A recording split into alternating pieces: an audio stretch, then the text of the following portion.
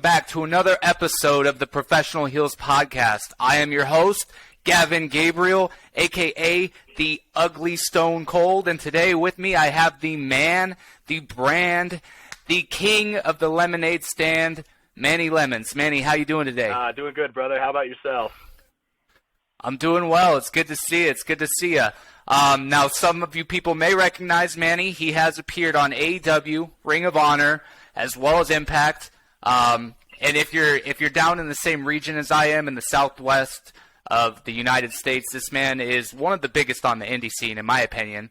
I mean, as someone who, even before following you on social media, I've heard your name several times being in the industry. How long you been in the game, Manny? Man, sometimes I'm ashamed to say it, but I've been doing it for over 10 years now. So would you consider yourself a veteran? No, absolutely not. I'm still learning, man. There you go. The biggest thing is I'm humble enough to know that I need to know a lot more, you know what I mean, to elevate my game. So. Yeah. Safe to say, though, you've been in the game long enough to have paid your dues and to know a thing or two. Yeah, I would say that, yeah. There you go. Now, to any fans listening who haven't heard of you or who don't recognize you, I've heard a little bit of a story, but if you could go ahead and tell us how you got the name Manny Lemons. That's always the number one question. It's like, yeah. I always have to think back because I've done so many, gimmick transitions and name transitions and whatnot. But really, it was with my little stint with Ring of Honor. I mean, I went to one of their Ring of Honor tryout camps, and it was like April of 2016, and I was really good friends with Kevin Kelly and Brutal Bob Evans, and they're the ones who kind of got me in the door to go to try out there. But when I was there as Manny Fresh.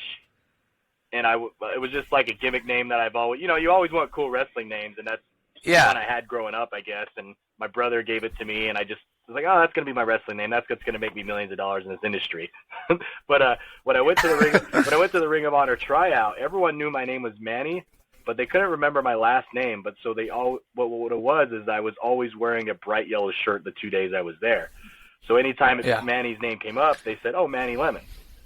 And it was just kind of like a joke throughout the 2 days of the camp, and everyone, Delirious and the Briscoes and Bob and Kevin Kelly, they would all just kind of like call me it, and I was just like, okay, whatever, yeah, call me Manny Lemons. That's cool. At least they know my first name, And then it just like I was so at that time I was so generic indie wrestler with Manny Fresh. I didn't really I had a cool name, and I had a cool catchphrases, but other than that, I wasn't anything but just generic indie guy.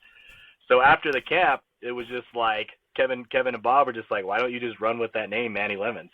And like you think about it, it's like, man, that's so stupid. Why do I want to be a guy, Manny Lemons, last name Lemons? Like no one wants. That's not a cool name. That's not marketable, Yeah. I did my first ever indie show with it. I was like, you know what? I'll bright yellow trunks. It was like indie trunks, like just plain yellow, black boots. But I came out with like lemon heads and lemons. And it really got the crowd engaged in what I was doing. So it was like, oh, maybe there is some value to this, Talking to Brutal Bob Evans, he was like, I got a guy who can create designs for you. His name's Richard. He's in Virginia. He does a lot of the Ring of Honor AEW guys. And he's the one who actually created my Manny Lemons logo. He's like, you got to do something like the lemon head because your head's kind of shaped like the lemon head and you smile all the time, I was like, okay, let's see what they come up with. And when I seen the logo and I was like, oh, man, okay, I got to run with this. And then everything else kind of transitioned, throughout time, like the spinach to Popeye, the lemons to Manny, bite the sour, get the power, zest of the best, all the catchphrases, they just kind of, fell into my character. I've been doing it for over 5 years, so you just kind of evolve and continue to add to it. Yeah, you roll with it. Yeah, exactly. One of those things where maybe just right place, right time. One of those things where it's like you don't think too much of it, but then you just kind of come to these crossroads, and it's where you engage with a gimmick or a name or a theme song or something where it's just the right place, and if it sticks, it sticks. Yeah, and that's the thing with it too. It's like it's a character that's so like it goes back and forth because it could go either portray to young kids or sometimes I got to be serious Manny and put on a serious face, and that's one of the hardest battles I've had with my career. Is people thought, well, it's just a dumb gimmick. You know what I mean? It's like, no. I've wrestled an hour against Sam Adonis. I can wrestle too. You know what I mean? I know how to work it where it's not just funny good guy gimmick. And I think that's like a lot of the reasons why I've had like a lot of opportunities kind of look the other way is because people just think of it as, oh, that's just a corny gimmick. It's like, no, it's not. It's me. You know what I mean? Yeah. Yeah, it's one of those where the name maybe overshadows it just a little bit, but it just gives you the opportunity to prove any doubters wrong any chance you get. Yeah, and it's funny because when I went to, and they'll probably ask these questions later on, but like when I moved to, I live in Atlanta and Salt Lake. I bounce back and forth because we train out of the Nightmare Factory at QT Cody and Glacier. And one of the things that QT was kind of preaching is like, it's just kind of gimmicky, you know? I don't want you to go to AEW and get crippled out the door because they think you're just some funny gimmicks. Okay, so that's when I transitioned to do like the Manny Smith and just did my real name and see what I could do. And it didn't really get me anywhere because it was just generic indie guy, you know? But I went to, after that AEW match, I went to Impact because it was in Nashville. Scott D'Amore and Gallows and all them invited me out there to the tapings. And I went out there as Manny Smith, and they just looked at me. They're like, what the hell is this? This is not what we want. So, was like, fair enough, but I mean, it's... Oh, go ahead. You're good. I was going to say, I mean, it was like, it made sense, though, because it's like, I wrestled for Impact once before that, and they loved the gimmick Manny Lemons. They loved Mike Lemon. You know, they loved everything I did about it. But when I went out there the second run with Impact, I was Manny Smith, and I was just generic, beat-up jobber guy. So when I transitioned back to Manny Lemons, that's kind of when I got my legit run with Brian Myers and Learning Tree and all that stuff. So, there you go. So right back to your roots. Yeah, and then just a firm example of even 10 years in the game, and it's still trial and error. Yeah, it is, man. Seeing what works and what doesn't. Well, you talk to someone who's not – so you talk to people all the time outside of wrestling. They always ask, why Manny Lemons? Like, you just asked the first question, and then I say, because I'm Manny Lemons. I'm the man, the brand, the king of the lemonade stand. Bite the sour, get the power. And 9 times out of 10, they pop. You know what I mean? And those are people who are not they're just like, oh, shit. Yeah, they're like, that's good. That's good. I like that. But if I go Manny Fresh, Manny Smith, it's like, well, what's that? Well, I don't know. You know what I mean? I don't know. That's me. So. Fair enough. So fair enough. I mean, and it gets around, and it's so the first time I heard it, I was training with this was pre-COVID. I was training with Cactus League Wrestling here in Arizona for a little bit, and our coach Roman Alexander was actually telling us that when we were like trying to talk about names and promos and stuff like that, and he's like, "Look at this guy, Manny Lemons." I was like, "That's actually pretty smart." And that's actually when I discovered you and looked into you, and I was like, damn, this guy kind of has a firm example of finding something or having something kind of given to you and making the best of it and you know, rolling with it. Exactly. And that's kind of what it is. And, you know, like it got me my opportunities, and I'm forever grateful for it. And that's why I am Manny Lemons, and I won't be anything else from this day forward. You know what I mean? Unapologetically you. Yep, 100%. There you go, man. Now, I know you are the owner of Devotion Championship Wrestling, as well as the Al Snow Wrestling Academy. Correct. Yeah. Correct? Yep. How's that going, transitioning from being, you know, a young name in the game to putting yourself in a teacher role or a leadership role? How's that transition for you? Man, it's a battle for sure because the Utah wrestling scene hasn't been great, and a lot of people don't know wrestling. Didn't know wrestling existed in Utah till Devotion and ASWA Utah came about. When I first started it, there was an indie fed here that I used to wrestle for called UCW Zero. I left them in 2016 because they didn't really want me to grow beyond. They would always shit on anything I would do, like the Ring of Honor tryouts, the Impact stuff, you know. Yeah. You got to go places where you got to be seen. If no one knows who you are, no one's going to buy what you're selling. No one knows who I am, so I have to invest in myself to get out there and, you know, go to these seminars, go to these tryouts, network, and build my brand. They weren't really against that. They were really against that, and they'd always shit on me, dude. And I was okay, you know what? You guys do your thing. I'm going to go do my own thing. So that's when I traveled working with Championship Wrestling Hollywood, Championship Wrestling Arizona. You know, like my career continued outside of the Utah for 2 or 3 years. And my family was really pulling my chain to come wrestle in front of them because my grandma's one of my biggest fans. She always would watch me on Facebook Live and YouTube and all that stuff. So I was like, you know what? I'm going to run a show, just one show, see how it does. When I ran that show, it just became you could see there was a need and a void for this community to really build off of, you know? And the first show was just like a dumb little, we called it Festivus Fights. I'm a big Seinfeld mark, so I wanted to, it was in December. It was like one day before Festivus, Kramer and, you know, George's dad would celebrate. I was like, you know, why don't we call it Festivus Fights? What the hell, you know? And, there you go. I drew over 100 people on the first show, and no one really, we had to go out and promote it. I got local guys and talent from out of state, but, it drew, and people really invested in it, and they're like, well, when's the next one? When's the next one? It's like, well, I guess we're going to run another one. And the second show, when we ran the second show, we drew over 300 people. That's when we had Sefa fought to Siko on WWE. I brought him in because he was in Vegas, and he was still, still green, still trying to get reps and whatnot. And I brought him in, and he has family. The Samoan community is pretty big here in Utah, so he's got a lot of family. And, that show just drew, and it was just like, all right, we're going to really do this. You know what I mean? There's a need. I could feel that need. And I'm not the best person to do it, but I'm the best person in this community to do it at that time. And that's when I went in and just like, okay, we're gonna start a school. We're gonna start doing this. We're gonna start that. Because after that show, so many people come up to me, hey, we want to train with you. Because the other people were still training at the other facility, and they're like, well, we just don't like what they're doing. We like what you're doing. We want to get out there. We want to work for these bigger companies, bigger promotions. Use your networking to help get out there. It's like, okay, fine. We're gonna really go do this, And it just kind of the rest became history, But it is a tough challenge because no one's. Cody Rhodes said it best. It's no one's dream to be an executive or run a company. It's their dreams to be world champion, and that's still my ambition and desire in this world. But if I've utilized devotion in ASWA Utah to really help build my connections and build my brand to help elevate me to that level. You know what I mean?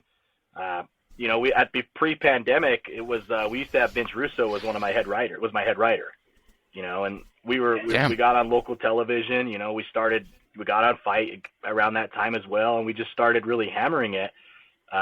We have a good production guy too, Trent Hunsaker. I got to put him over because he's with Death Ray Media. He came to my first ever show, and he's like, hey, if you're really going to do this, I really want to help you out. And he's just been the backbone of everything you see DCW production-wise, There you go. But, I mean, it's how it is, man. It's just like you build off one show, build off the next, and just continue to build. The pandemic. Let it snowball. It did. And the pandemic, pre-pandemic, our last show, Russo was our writer. We had our TV deal local. We were doing Fight. And we were really taking off. Our houses were huge. It was like a big thing. And then the pandemic hit, and you're like, oh, shit, where do we go from there? You know what I mean? And I don't think people know this, but we were actually the first indie show in the country or in the world to actually run a show. We ran a show in June. And no one else could. But, I think at that time, everyone was just ready for something to do it. And then when we did it, that's when OVW and everyone got involved. Al Snow and everyone kind of got involved. They're like, okay, we're going to piggyback off these guys. And everyone started opening up and started doing that stuff again, But I think the pandemic really opened up opportunity for me as well, because if it wasn't for the pandemic, I don't think I would have gone to OVW. I wouldn't have moved to Georgia. I was comfortable at that time. You know what I mean?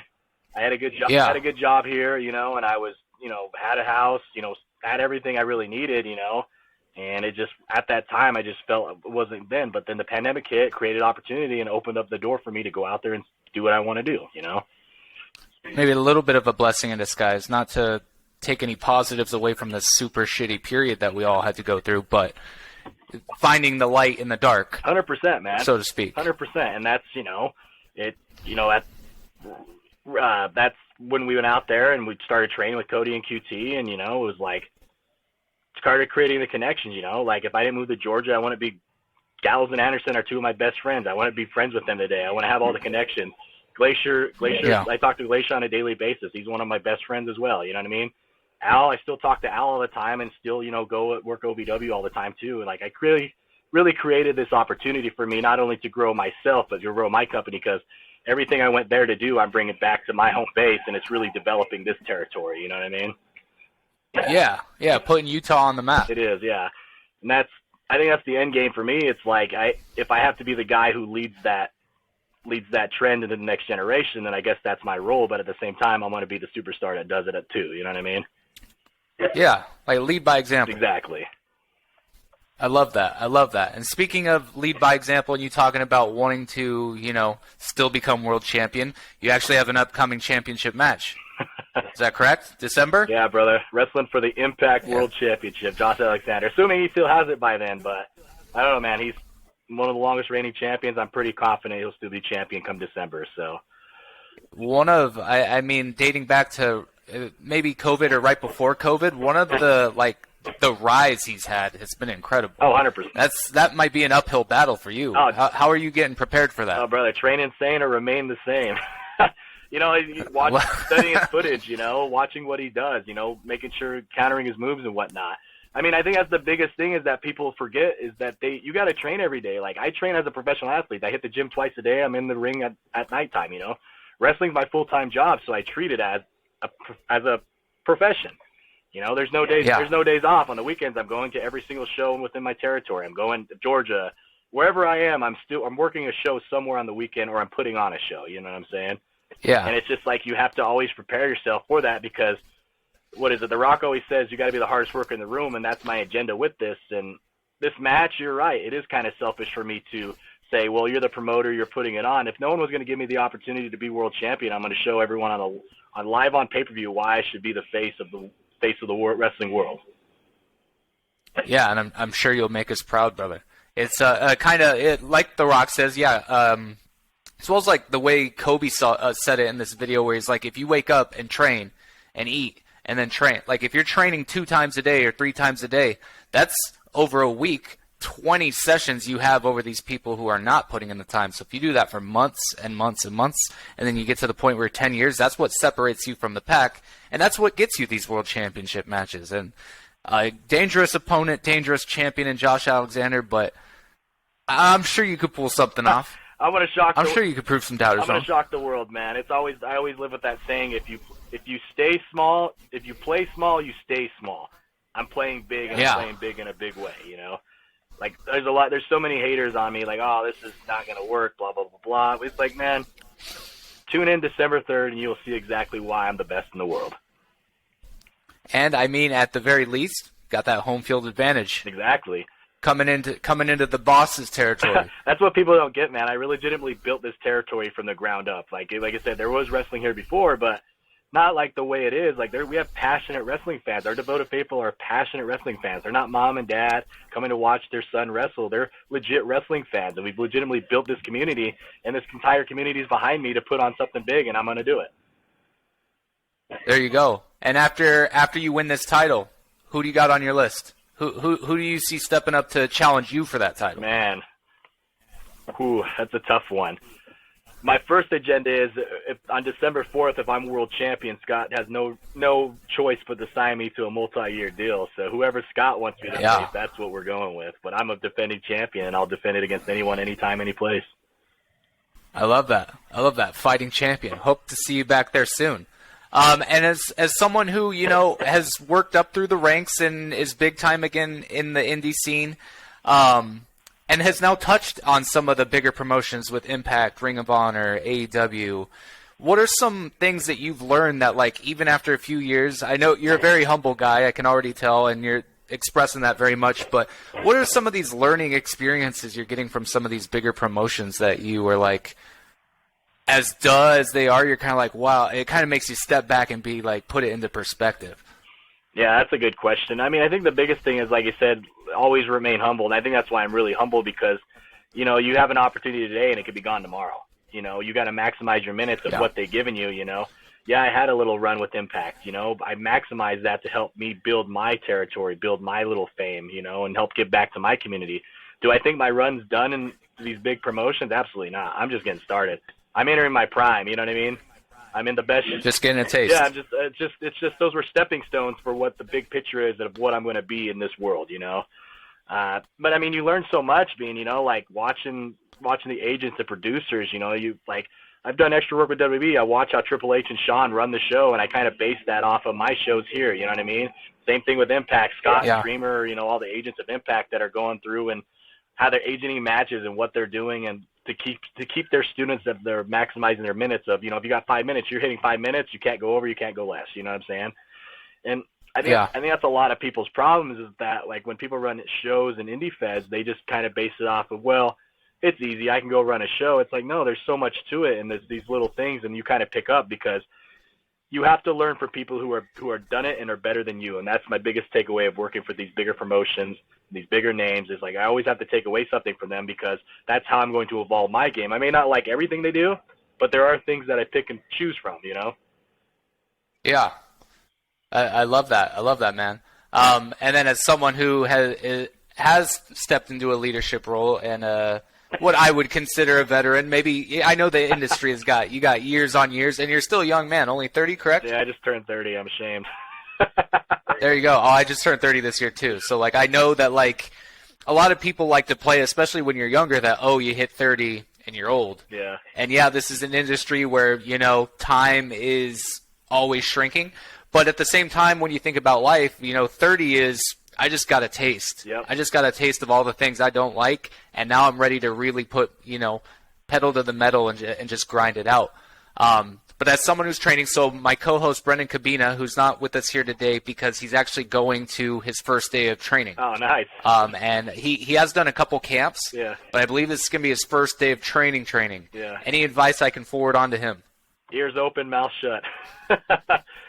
Always, yes, sir. It's the thing is like, never be that. You don't want to ever really like when you're first starting. You never want to be that guy who asks like dumb. There's never a dumb question to ask, but you always just kind of want to listen and kind of see like what's going on. Is he just starting out? Is that the thing you're saying, or is he? So I know he's done a camp. I know he's done a 2 or 3 camps, so I know he knows like very basics, rolling and bumping and running the ropes. But like I think this is his first like extended program.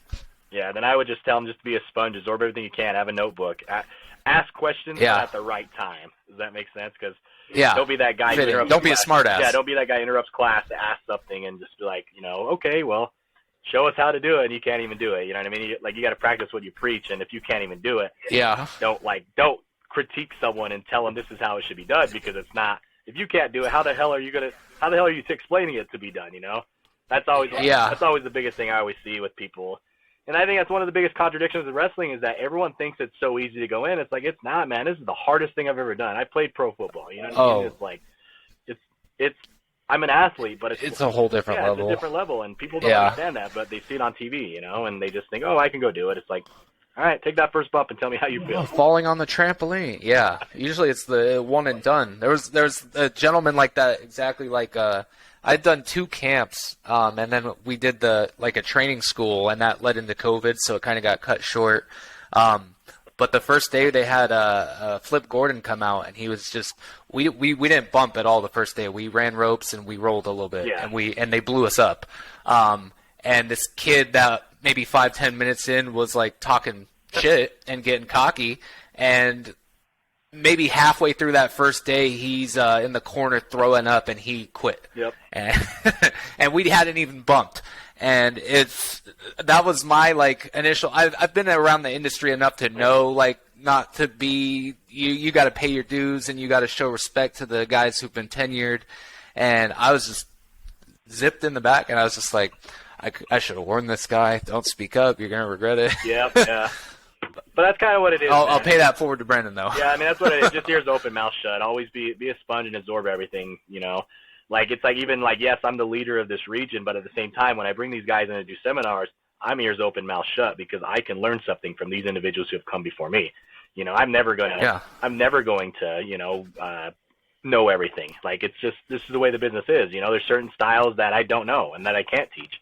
And that's why I always bring that's why I bring Gallows and Dreamer and Eric Young and all these big names. I always bring them to Salt Lake just to teach, because that's the only way to get better is to learn from people who are better than you. Yeah, and they're just such a expansive. It's a worldwide industry, and there's so many different styles and techniques and different little things you pick up, and it's a collective. One of my favorite things about the industry, someone who's very passionate about fitness, is just this idea of that. As much as you chase perfection, you're never going to get anywhere close. You can always do another rep. You can always add another pound. Yep. And I think the wrestling industry is very similar. Yep. Just when you think you get it, it's another that opens a whole nother door of potential for this kind of thing. Yep. It's a learning experience. It's true, man. That's 100%. That's awesome. How it is. Awesome. I won't keep you too much longer, Manny. I know you're a busy guy, but I was wondering, I didn't want to hit you with a cliche Mount Everest of pro wrestling, but as far as in your near future, aside from Josh Alexander, who are some names you would like to wrestle from any promotion? Oh man, that's tough. It's tough because it's I don't know. It's such an endless list. Yeah, like there's an endless list of people I could look to. You know, I want to work Rocky Romero sometime. You know, one of the matches that I was so upset is when I was at Impact, it was supposed to be me and Zicky Dice versus Gallows and Anderson. You know what I mean? Like the Good Brothers. Yeah. I really wanted that match, but then Carl ended up getting COVID that day. So we had to scratch the match, you know, and it was just like that was one of my, because they're the best tag team in the world. I want to wrestle the best wrestlers in the world, you know, and they're the two tag team in the world now. I mean, there's no denying that. But the same individual, like Josh Alexander is the best wrestler in the world. That's why I want to wrestle him, and that's why I'm bringing him to my home base to wrestle the best in the world. Yeah, I love that, dude. Iron sharpens iron. 100%. There you go, man. Tell us a little bit about this championship match you got. When and where can we see that? Yeah, so it's the home base, Devotion Championship Wrestling, based out of Salt Lake City, Utah. We're going to be running December 3rd out of Trolley Square in downtown. We're actually the first time ever that a pay-per-view in a local Utah promotion is going live. That a wrestling company in Utah is going live on pay-per-view. It'll be live on Fight. We still have tickets available. We got 4 matches that are confirmed. It's me versus Alexander. We got another world title match with Camila versus Reka Tahaka. And then we got Dirty Dongo versus Marty the Moth. He's another Utah native. And then we got Frankie Kazari versus Sin Bodhi. And Sin Bodhi's close to us out of Las Vegas. And Francisco Chiatsu is his name, not Frankie, sorry. I call him Frankie because he's my boy. Yeah, but fair enough. But we have those 4 matches that are confirmed, you know, and plus we have appearance by Diamond Dallas Page and Eric Bischoff. They're going to be live on the pay-per-view. You know, it's one of those things. It's like Utah's never done something where they've had more than one name come to a show, let alone 2 championship matches, let alone live on pay-per-view. Like you got a big WrestleMania feel moment coming this December 3rd. You order the pay-per-view, check it out, Devotion Championship Wrestling on Facebook, Twitter, Instagram. We got a couple more surprises that I can't really preach yet, but you know they're coming, and you know if you're not local to Utah, you can order it live on pay-per-view because it's going to be one hell of a pay-per-view.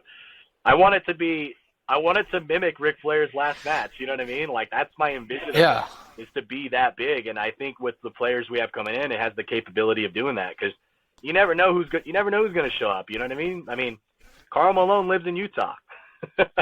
So, there we go. You never maybe know. A hint? You never know. You know what I mean? I'm just saying. I'm not saying that's a hint or anything, but we still got a month out, and I got a few tricks up my sleeves, man. You know, so. I believe it. Sounds like a stacked card already, and you got a little while before it comes to fruition. Yeah. Plus, we have Bischoff coming in to do a seminar a day up for the boys. So if you guys have any talent or anything coming in, you know what I mean? Like you have one of the greatest minds in wrestling willing to give his knowledge, and that's the thing is like I'm going to sit in a seminar. I'm going to learn. I've already sat in one of his seminars. It's been one of the greatest seminars ever done, you know. And maybe pick up another trick or two. Help you get that title. Be able to do it again, you know. It's like, and that's the humbling thing, and that's one of the best things about what we got going on is we're going to elevate the game, you know. I love that, man. It sounds like a stacked card. I'm excited to tune in, watch you win this title, see some surprises. Sounds like a real big, like a monumental date for the Utah wrestling scene and for the Southwest, you know. It's going to change the culture, man. And I believe that in my heart of hearts. It's going to be the thing that elevates this entire region to the next level. I love that, brother. I love that. I'm not going to keep you too long. Last thing I want to ask you, Saturdays are my cheat days. What's your favorite cheat meal? Bro, so in Georgia, there's not really too much Mexican food restaurants that I really like. Utah is really like good with its Hispanic food, and I just love, I love me a good old smothered burrito with cheese and onions. That doesn't sound too bad. Down here in Tucson, being so close to the border, it's a lot of Mexican food. It's been a minute. Yeah. I might have to do it. I think last time I was in Knoxville, Tennessee, and a friend's like, "Whoa, let's take him to let's get some Mexican food."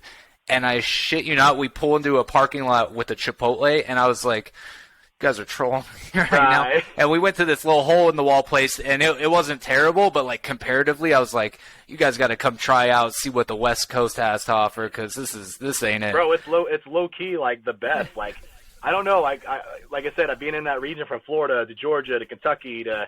They got good barbecue and stuff, but their seafood's good. But like, no, there's not really any like Mexican food that I'm like, oh yes, I got to go there all the time. You know what I mean? But in Utah, I have to all the time. You have to. You have to anytime you're in town. Yep. Well, I appreciate the suggestion. I will dedicate the burrito I get to you, sir. Sounds good, brother. I appreciate you. Thank you, everyone, for tuning in today. I am your host, Gavin Gabriel. I apologize again that Brendan Cabina, a.k.a. the Black John Cena, couldn't be here today, but I did have just as good of a co-host with our special guest, Manny Lemons. Manny, you've been amazing, brother. Appreciate you coming on. Best of luck in your championship match, December 3rd, Devotion Wrestling Championship. You guys got to tune into that. There's no way I'm missing it. You guys got to tune into it. And on that note, guys, we bid you adieu. Appreciate it, brother. Thanks. Let me